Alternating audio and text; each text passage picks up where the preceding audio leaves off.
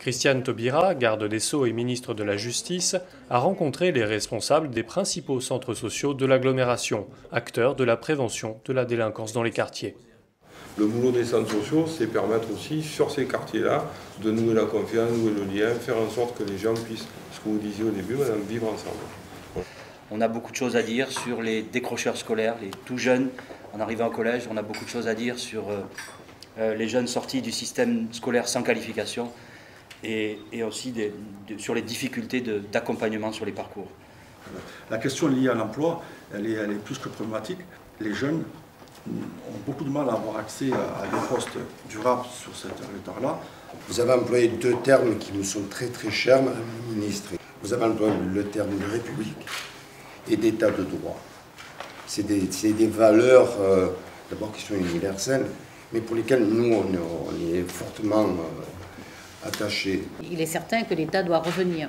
C'est la responsabilité première de l'État, d'être présent, d'assurer le respect de l'État de droit, de vérifier que le contrat social est bien respecté, de s'assurer que les valeurs républicaines qui fondent notre Constitution et qui inspirent l'ensemble de nos lois, que ces valeurs-là sont respectées.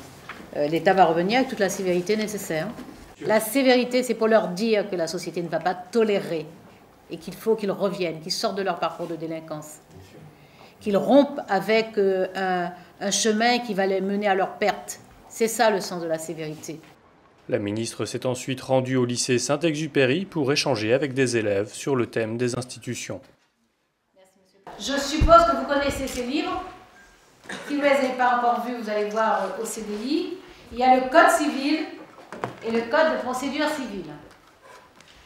Lorsque nous parlons dans la société de nos libertés et de nos droits, il faut savoir que tout ça est inscrit quelque part.